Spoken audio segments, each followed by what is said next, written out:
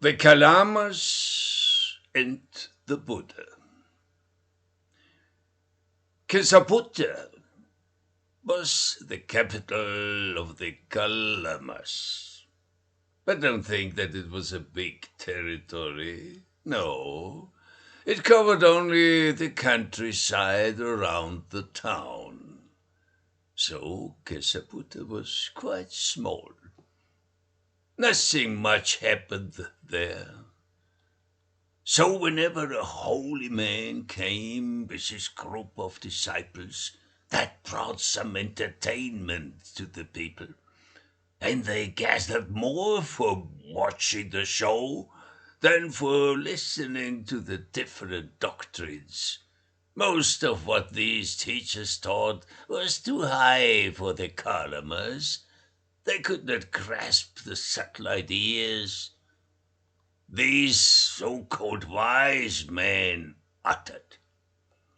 So the people were just staring at those strange men, some with shaven head, some with long filthy hair, some naked, some covered.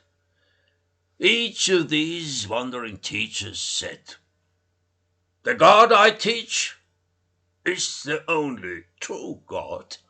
All the other gods are false gods." But in each house, the Kalamas had figures of stone or wood or pictures representing all kinds of different deities and saints for every need. A god for good luck in business, a god for abundant harvest, a god for having many children, a god for this, a god for that. They did not believe exclusively in just one god, but reject other gods. One more god did not matter. So they could accept any new god.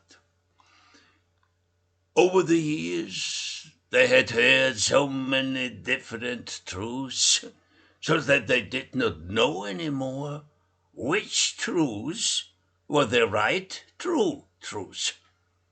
Many times they had heard already all these big words like enlightenment, moksha, nirvana, merging the small Atman with the big Atman of Brahma. One teacher said, "Don't eat meat." Another said, "You may eat meat." Another teacher said, "There is no soul." Another said, "There is a soul." One said, "Renounce your family." Another said, "Enjoy your family life."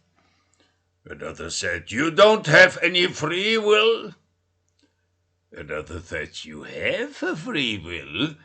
One said, "Torture your body." Another said, "Enjoy your body." But the Kalamas were not much interested in ascetic austerities for some higher religious purpose. They were down-to-earth people.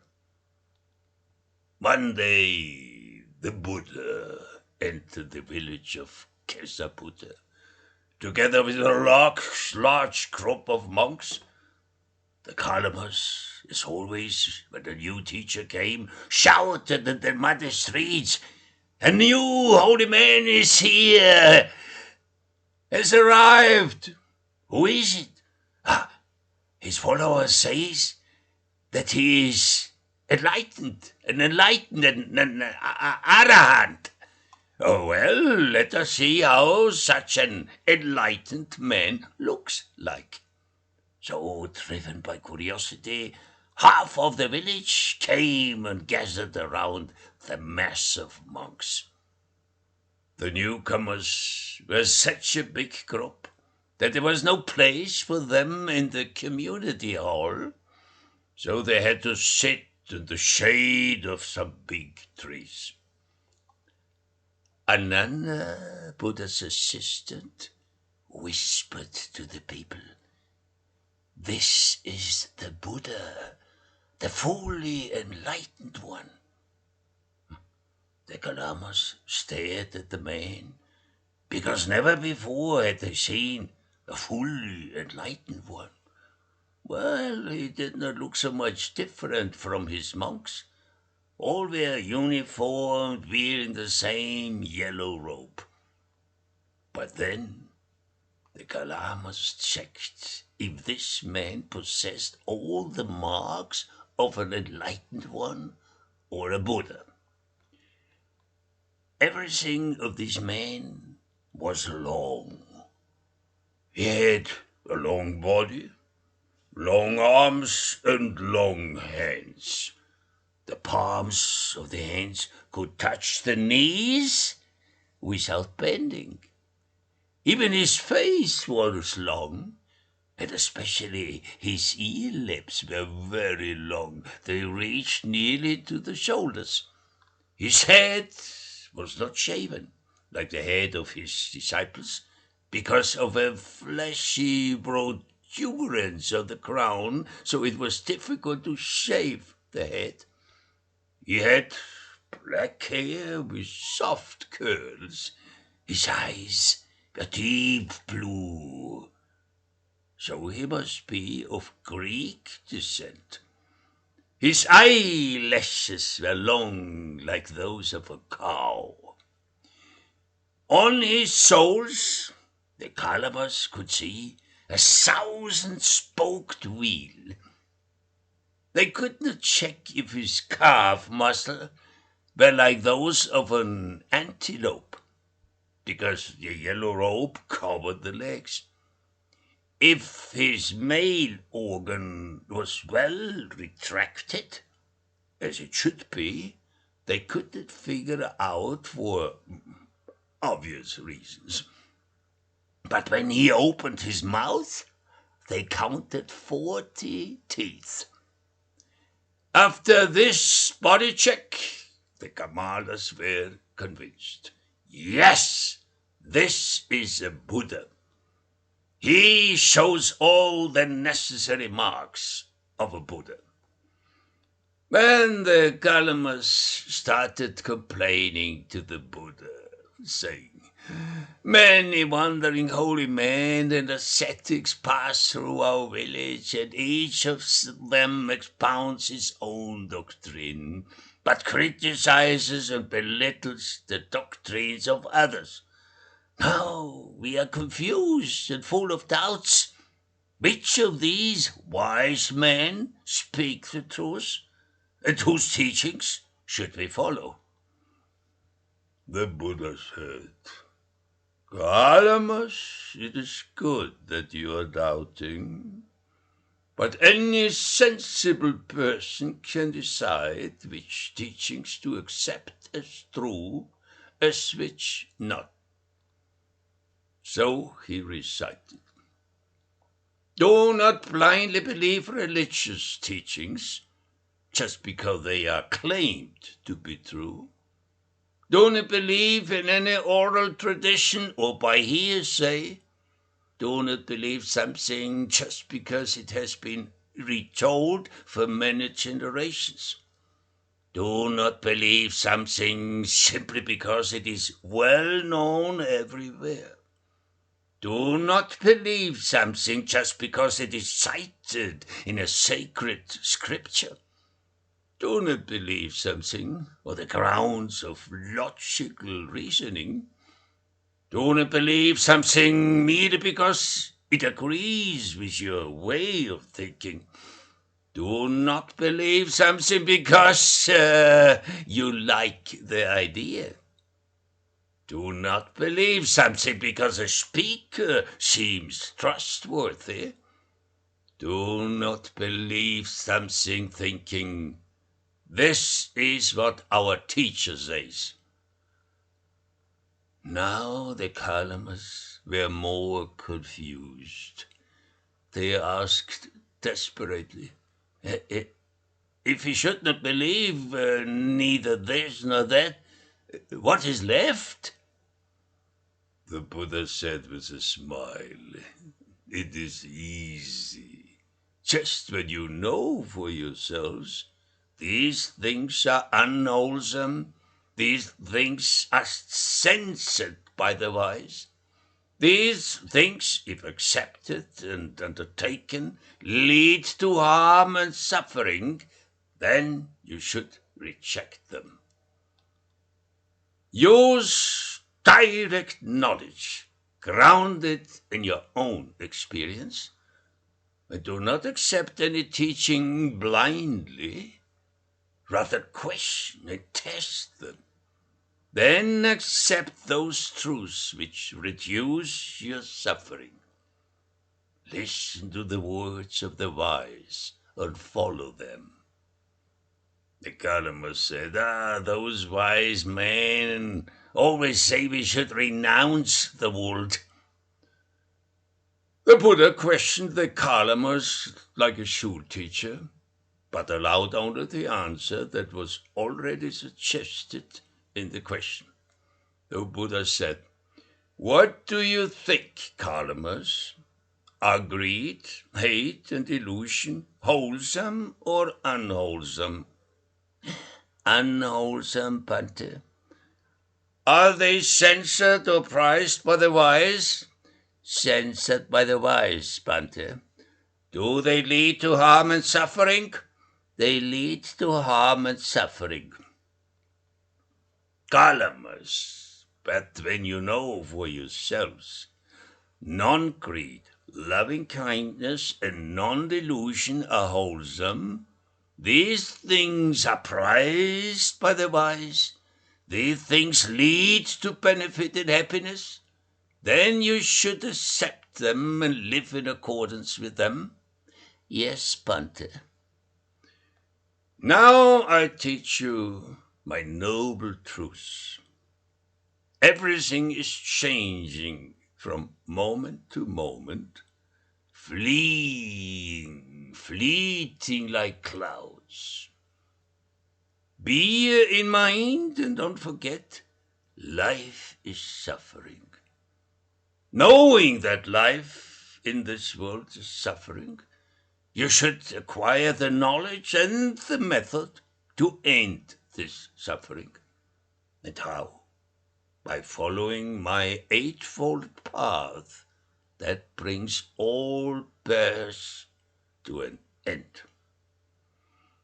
As a conclusion, I say, find out for yourself what is good for you.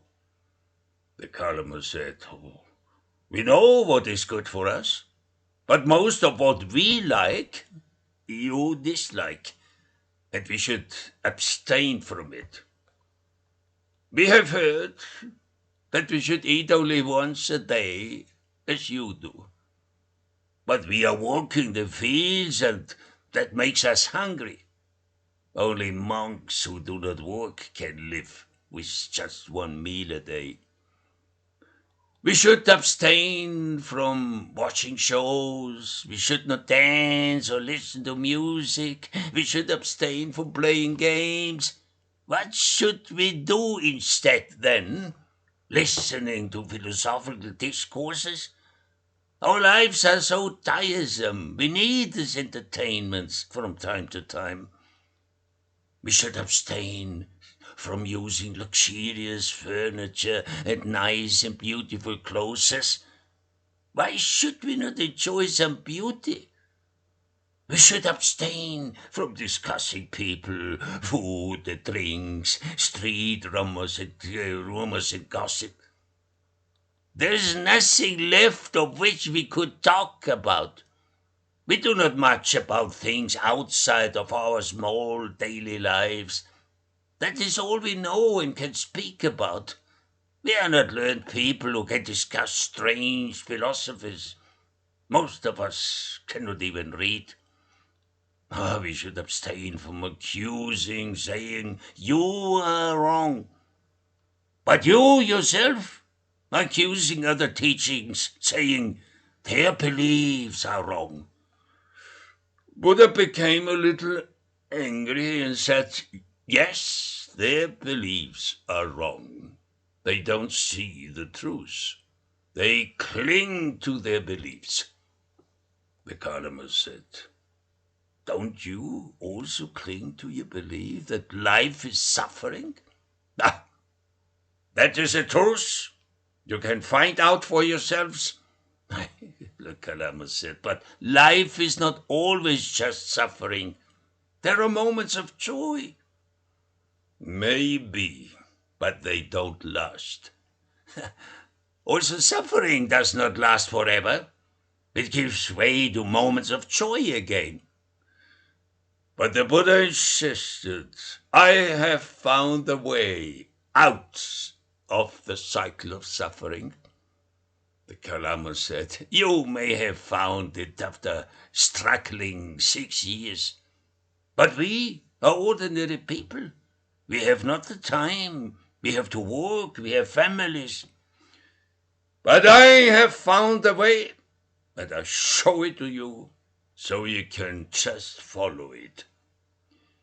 Buddha did not want to go on with this kind of questioning of his doctrine, so he withdrew to his noble silence.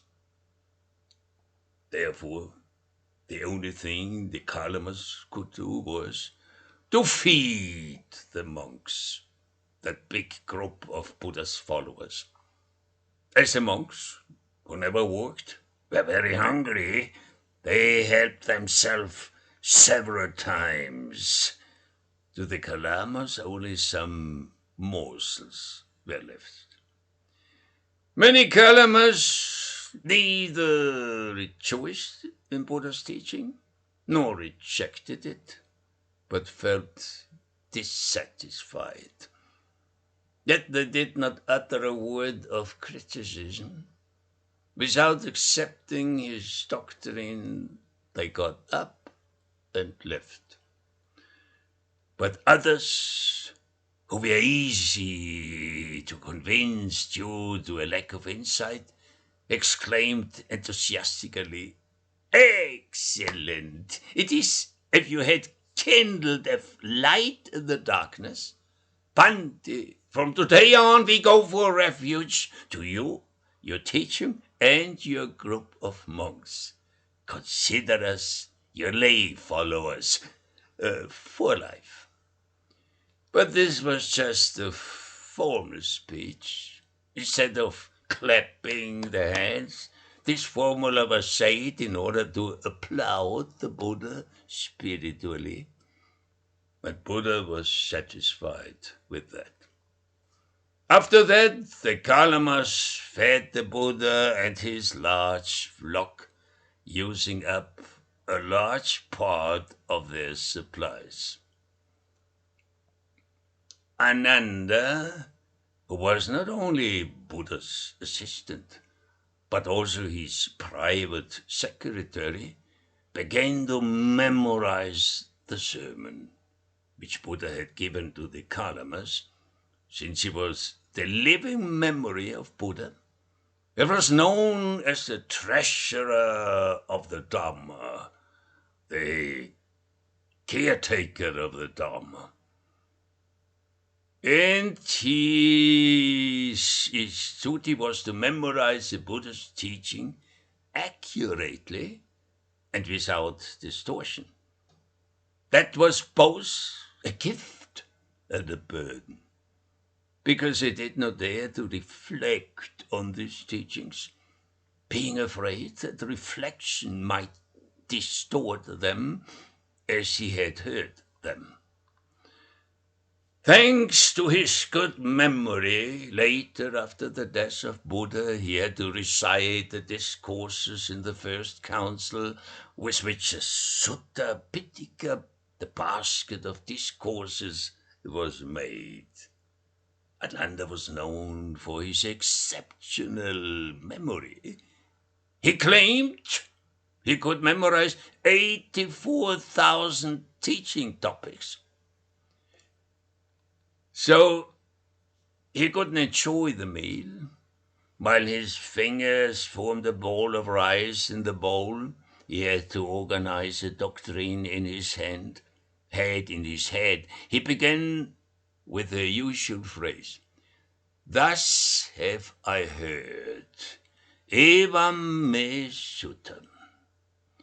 But he had to interrupt his meal and memorization to bring the Buddha the tooth, wood, and water.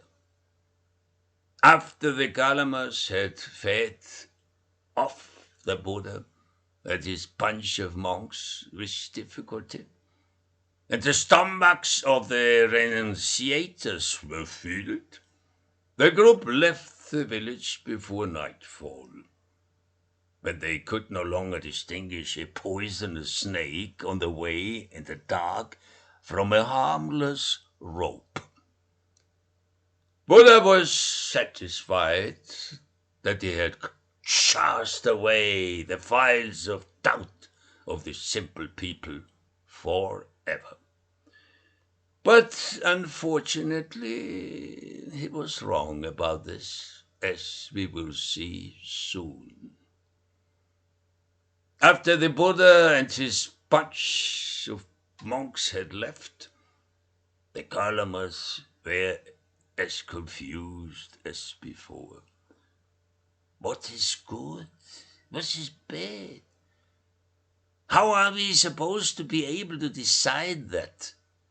We have to work in the mud of the rice fields under the scorching hot sun. We have neither the time nor the calmness to think about it for long.